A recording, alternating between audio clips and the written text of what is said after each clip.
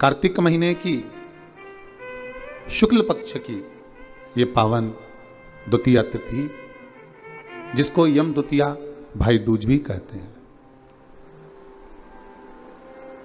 हिंदू धर्म के अनुसार बहन और भाई के प्रेम की उदारता को प्रकट करने वाली, वात्सल्यता को प्रकट करने वाली, प्रेम को दर्शाने वाली दो त्यौहार हिंदू धर्म में बहन और भाई के लिए प्रबल है महाराज। पहला, श्रावण के महीने में पड़ने वाली श्रावण की पूर्णिमा, जिस दिन रक्षाबंधन का त्यौहार मनाया जाता है। हमारे हिंदू धर्म में यह त्यौहार भी भाई और बहन को समर्पित है। और दूसरे नंबर का ये पावन त्यौहार जो दीपावली के गोवर्धन पूजन के बाद में दीपावली के दूसरे दिवस में मनाया जाता है, द्वितीय दिवस में मनाया जाता है, जिसको यम द्वितीया कहते हैं, जो यम की कैद से छुड़ाने वाली है। बहन और भाई का संबंध क्या है? केवल एक यमुना मैया और यमराज से ही हमें सीखना नहीं है, हमें भगवान ओघड़दानी, त्रिकालदर्शी, कैलाशी शिव और माता क्षिप्रिया से भी सीखना है।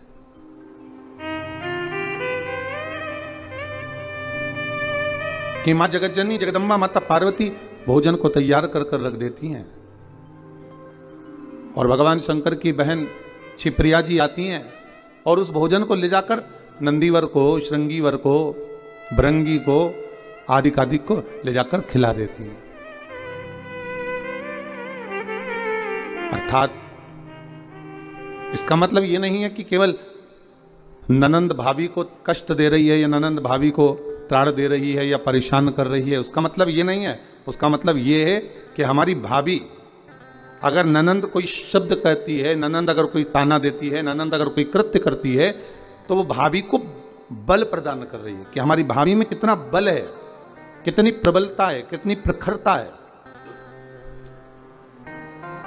कि वो किस कार्य में माता जगतजननी जगदम्बा माता पार्वती भोजन बनाकर रखती और माता क्षिप्रिया आती और भोजन ले जाकर नंदी को दे देती।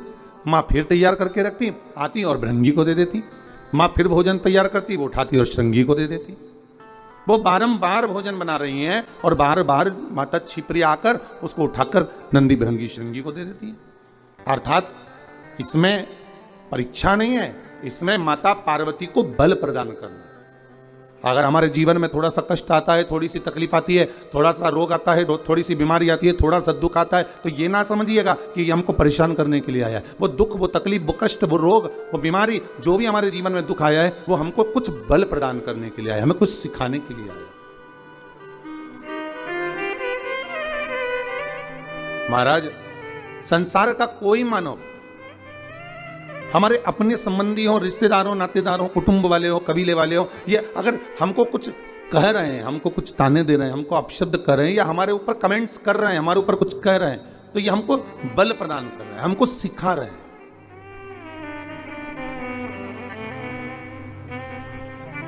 साइकिल चलाने वाला एक बच्चा बार बार गिरता है, फिर उठता है, फिर गिरता है, फिर उठता है, फिर गिरता है। अब उसको अंदाजा लग जाता है कि मैं क्यों गिर रहा हूं, कारण क्या है, तो उस कारण को जानकर उस साइकिल को फिर धीरे से चलाने का प्रयास करता है। घर में जो ननंद होती हैं, भाभी से आत्मीय प्रेम होता है, ऐसा नहीं कि भाभी से द्वेष रहेगा, प्रेम भाव। वो भी चाहती हैं कि इनमें बल प्राप्त हो, इनको बल प्राप्त हो, जिससे ये आने वाले समय को एक सम्मुख में चुनौती के रूप में लेकर चले, बल प्राप्त।